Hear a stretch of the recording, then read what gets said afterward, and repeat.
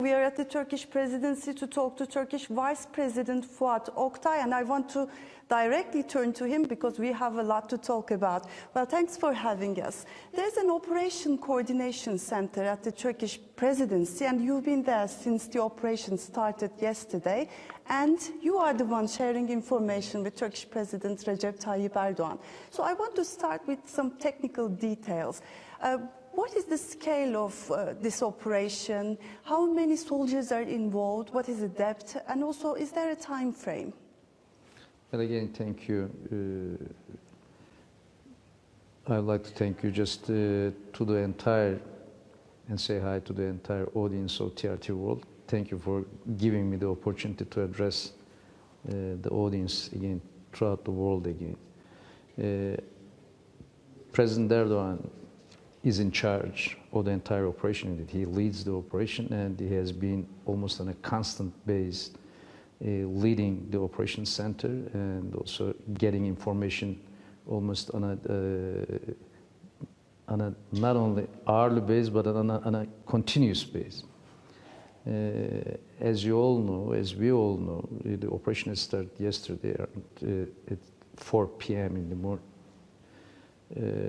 We have entered from two areas, just one from Akçakale area and the other one from the Ceylanpınar from Turkey.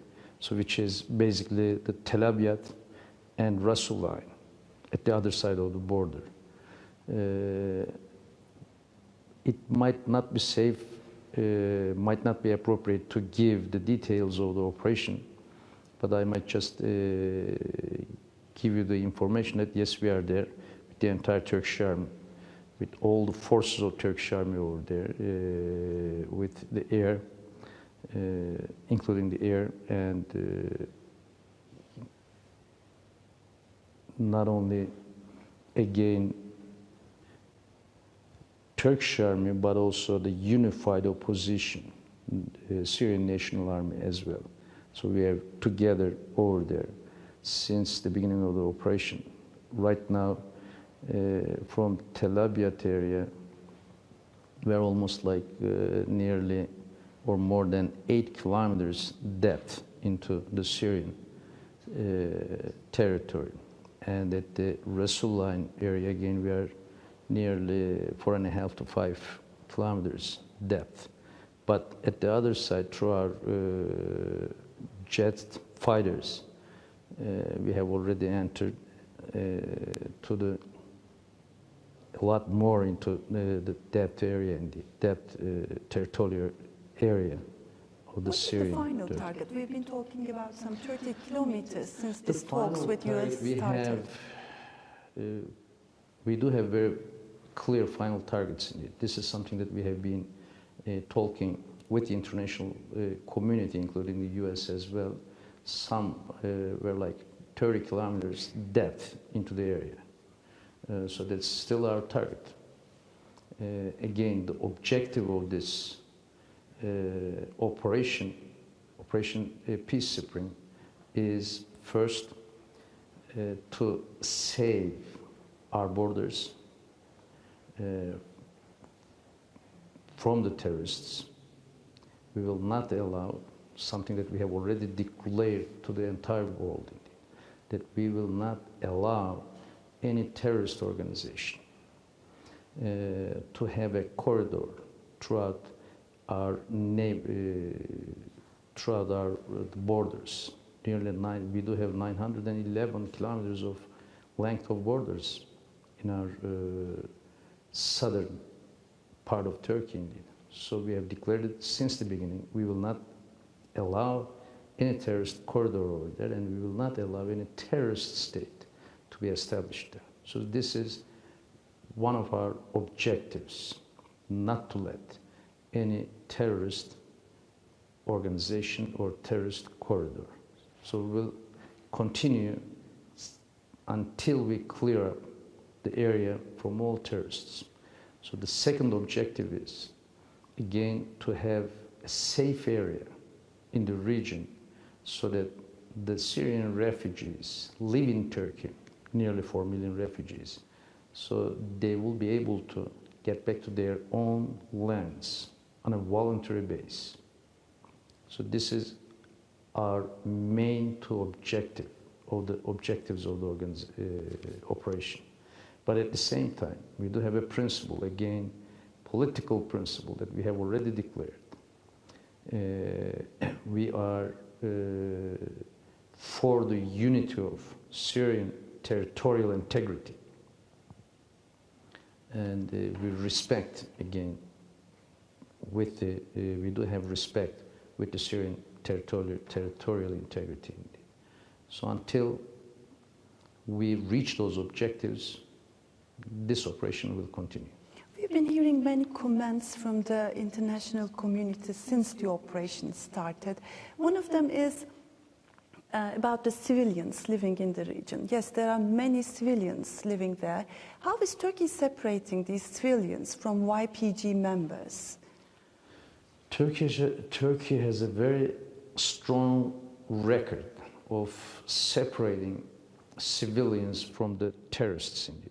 As we all remember from the Operation Euphrates Shield, which we did carry out in 2016, and again Operation Olive Branch that we did carry out in 2018. So we were maybe one of the best in the entire world in separating those two from each other. We are, unless we are certain, unless we do have enough data that there are terrorists in a specific point, we will not and we do not bomb the area or get into that area at all. So it's kind of like a surgical operation that we go through. So over here, what we have been seeing during the last 24 hours, indeed, more than 24 hours, there are two sides of the operation. At one side, Turkey has been carrying out an operation out there, being very careful with all the civilians, not having a single casualty of a civilian citizen at the Syrian side. Mm-hmm. While at the Turkish side, there are hundreds of artillery attacks and rockets attacks, and have already lost 6 civilian citizens. They have already been martyred. They have already been martyred. 6 civilians. And one of them is a 9-month-old baby. So the entire world has to see the difference. There is a state at this side, a responsible state, fighting against terrorism. This terrorist, not only PKK, but Daesh as well in the region. PKK is a terrorist organization which has already been killed more than 40,000 Turkish citizens. 40,000 Turkish citizens. And YPG is its Syrian offshoot. YPG is just a Syrian militia of PKK, just a different name. Mm-hmm. So they use maybe many different letters from the alphabet. Let it be YPG or PYD or any other names. They are all different malicious group of PKK. They are PKK group, which is smuggler, smuggles drugs, which uses kids, age of 12, forces them to join to their so-called army, terrorist organization. So the entire world has to see it. But Turkey has been telling this to all the world like for many years, and still we are hearing some comments on Turkey's relations with the Kurdish people in Syria. Some countries say Turkey is invading Syria. Others say Turkey will destabilize Syria with this operation. What are your thoughts Turkey on is this? stabilizing Syria. That might be the right way of putting it. Turkey is stabilizing Syria. Syria is already a destabilized country. Have millions of IDPs within the country, within Syria, and millions of people who have fled the country because it's a destabilized country. Turkey has been trying its hard and its best with Russia, with Iran, and with EU, with the United States, with UN, trying to find a political solution to stabilize Syria. But this does not mean that Turkey will not raise its voice against terrorist threat to its own borders and to its own citizens. So we will not say, we will not welcome to 6 civilian deaths, a 9-month kid, and we will not let, we do have many casualties as well, not only deaths, but we have injured people as well. One of them is 10-year-old kid, another one 80-year-old adult. So what do they have to do with the war that goes on in Syria? And they live in our borders. So should we just get back and watch? Can any country in the entire world, including United States, including Russia, including United Kingdom, France, Germany, or any other country, China, will they just get back and watch when their own citizens were killed and injured? When there's a terrorist organization near the border threatening you through sending artilleries or rockets and trying to set up a state over there? I don't think any country will tolerate it, and Turkey will not. And we have declared it very openly. We said, let's find a solution to it. Unfortunately, we were not able to let the entire world hear us. So our president made it very clear, if you don't, we will do whatever is needed to get rid of them. That's what we have been doing right now. How cannot the world make this distinction between Syrian Kurds and the YPG terror group? What are you hearing from your counterparts? We don't have any disagreements with Kurds. We are not fighting with Kurds. We have many Kurdish citizens. At the political party, indeed, we do have the most Kurdish Congress people, indeed. So we are not fighting with Kurdish people. We are together with them for centuries. We have been living in this part of the world together with them. So what we have been fighting with is the terrorist organization called PKK, YPG, and PYD, or any other letter that they provide as their names, indeed. So we have to differentiate, and the world has to differentiate between the terrorist organization and the Kurds. So in Turkey, we live together as the Kurds, Turks, Arabs, and any other nations. So we don't have any problem with that. But we will not let any terrorist organization or in that way any country to threaten us. We will not. And through there, it's not PKK, as I said. It's Daesh as well. This is not an invasion. We are not invading Syria.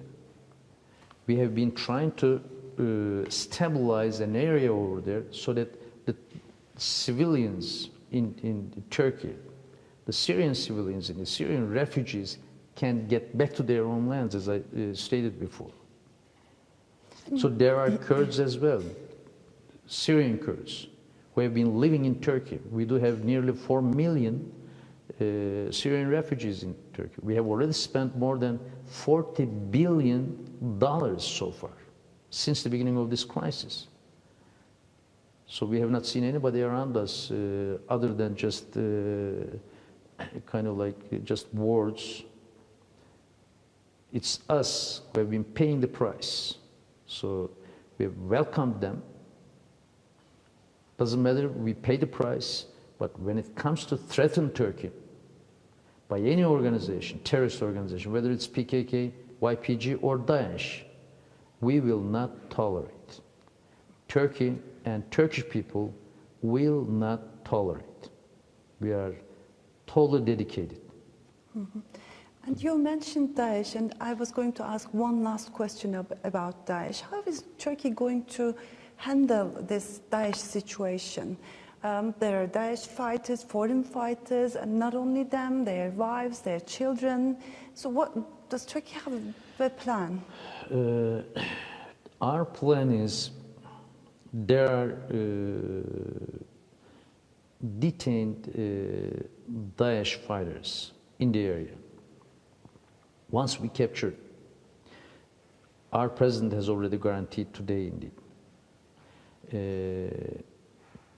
have promised to the entire world that any region that we will provide as a kind of like safe region, we will not any Daesh terrorism or terrorist live in that area. The detained Daesh terrorists, either will be sending them to their original countries, wherever they come from, mostly European countries. Most of them are not even Muslims. And especially for the kids and the ladies, we will provide a different program to save them from the Daesh terrorism, if we can save them.